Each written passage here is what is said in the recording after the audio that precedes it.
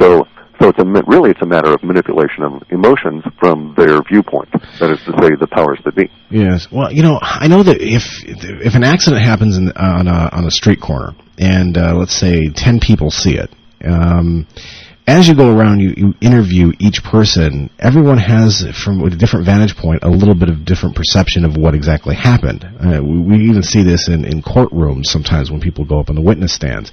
They sit there and they'll swear up and down they saw one thing when something else completely different happened. I don't know if emotion gets into it or what have you. That's actually that's our mental filters. Yes. And that's the issue that they ran into I read a bunch of these really interesting studies of the armies dinking around with remote viewing. Mm-hmm. And one of the things they determined was that the mental noise has to be able to be eliminated. Mm-hmm. And curiously, I don't know why they said curiously, the people that were really good at doing the remote viewing were meditation-trained vegetarians, because they didn't have any disturbances coming from their diet and so on. Mm-hmm. And so they had less mental noise, and they were able to look at things a little bit clearer. Mm-hmm. And oddly, the Army concluded India should be a real good place to find people that do this, and sure enough, the Indian government's all over that, and they've got all these meditation-trained vegetarians out there helping them round up spies and that kind of thing. Yeah. But basically it's an issue of your mental filters on what you want to perceive. And we get back to belief systems. So an apparition appears in the middle of a road, and there's 5 of us that see it. Depending on our belief system, one person will see it as a column of light, another person might see it as the Virgin Mary, and so on and so on. And right. It's the same column of light or apparition of some form, and it's a matter of the perception that places that filter over it. So in our sense, the more people that have a common perception of it, the more likelihood that it'll have that view held, if you will. Yes. So thus, if all 5 of us had the same level of belief system, then we would all see it as that same apparition, and that actually might not be good, because then we wouldn't necessarily investigate it at a level we really ought to. Yes. Well, doesn't that make discerning the data that gets pulled a little bit harder to determine what's being said? How do you filter that? How do you go through? Let's go back to your truck example. Okay.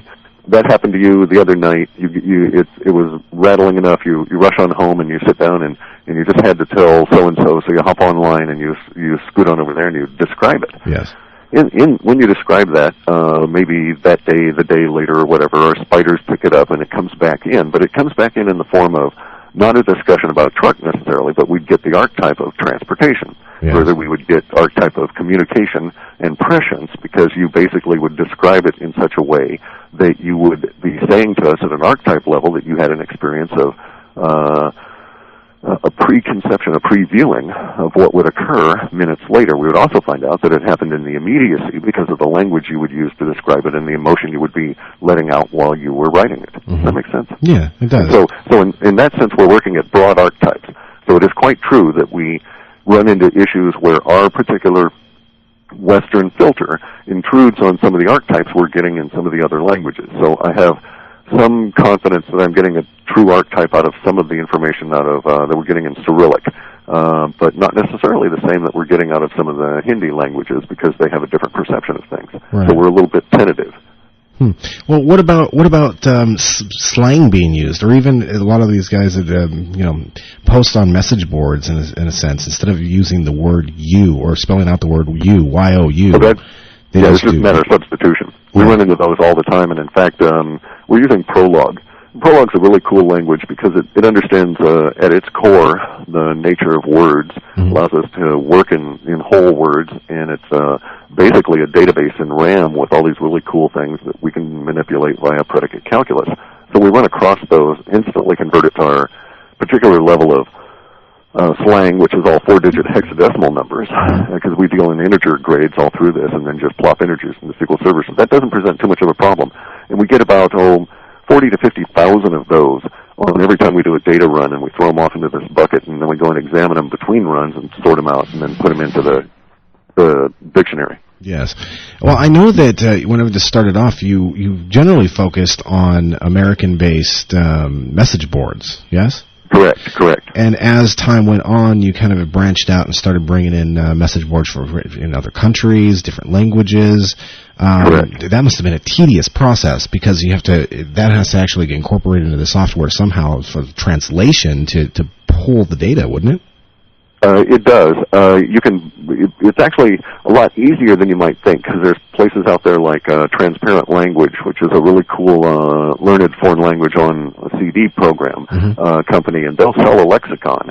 So they'll sell you a lexicon, say, of 65,000 Romance language words, Italian, Spanish, French, Portuguese, etc., right? Yes. And so there you go. And then it comes with the translation into English, so it just is a quick update to the software to swap on over, and then you start tweaking the context.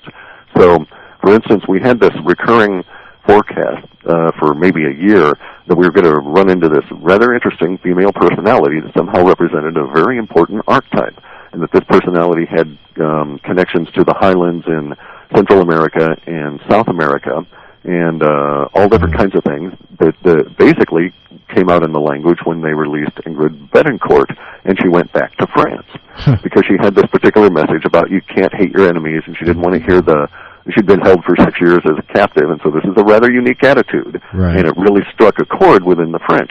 So we got tons of really cool information when all that language started coming out in the French mains media stream, and we were able to go back and reconcile it with the database, and so the next time we come into more French words, we'll be that much more accurate because now we'll understand some of the nuances that they expressed within their particular observance or manifestation of that occurrence. I see. So it's kind of like a nice little feedback loop. Sure. So needless to say, the technology that you're using is definitely continually growing, right? Oh, yeah, it's quite tedious. It takes about 18 to 20 days between each run to go through and do all this, and you work your butt off, yeah. Yeah. How do you determine what, or does the bot itself determine what message boards or where it actually pulls the data from? Yeah, to a certain extent. It's not like it has free will or anything, but what happens is we've got a list of boards based on activity, because that's what we live and die by, is the number of messages being posted. And so the more hot boards and the more interesting subjects, there's more activity there. And so we've got a list of maybe 300,000 of those. And those are the seed lists that we populate and change with each run. Yes. And we adjust them based on certain priorities. But every time it encounters a link on any of those, it has the freedom, depending on certain parameters, to go and investigate down a chain of 256. Linking from page to page to page, hunting for particular groupings of archetypical kinds of words. Yes. And so to that extent it has freedom, and we know where it's getting the stuff, but we rarely ever look at that because it's quite tedious and huge. Terabytes of information that it got from this particular page, and I don't really care. Right. What I care about is the archetype being expressed relative to some particular object or subject of discussion. Right.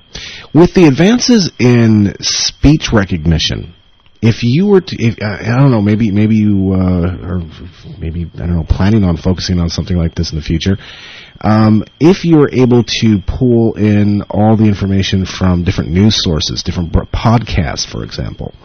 Yeah, sure, the YouTube kind of thing, and yeah. Yeah, with instead of not written, but text data, actual voiced data. Do you think the results would be the same or be better? Yeah, that would certainly expand our range.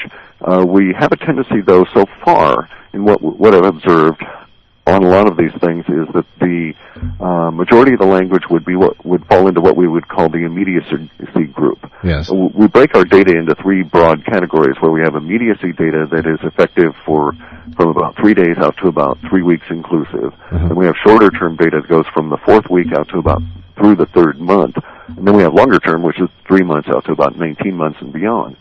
So the language we observe in some of the podcasts would not really feed the shorter or the longer term, and that's where a lot of the detail levels of all these particular things go up. Yes. So, for instance, as part of your postulate, for the longer you see it, the more impacting it's going to be, it's also true there's a corollary to that the longer you see it coming, the more detail you get about it. So we knew all kinds of things in terms of the language that were going to show up for October 7th, and we were seeing that same language 6 months back.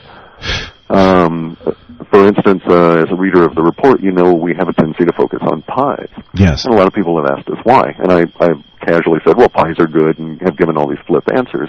But you'll note, recently, pies are turning viral, right? Yes. They're starting to show up on YouTube and all these kind of things. We knew, actually, about several years ago, pies were going to be popping up, and so we harmonized with that particular meme. But also, I happen to like pies, so that's a secondary issue there. But we get to a situation where the manifestations of the language are indeed growing. It's becoming a little bit of a problem to manage it, and at this stage, I couldn't handle the workload of doing the text or the speech to text. It would just overwhelm me. Yes. And so far, since it's all in the immediacy, I hate chasing time.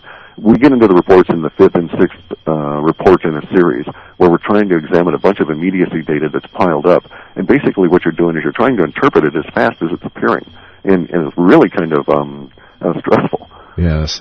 I can imagine. I can imagine how stressful it could be. If oh man, there's so many thoughts going through my mind right now. If the technology itself, if you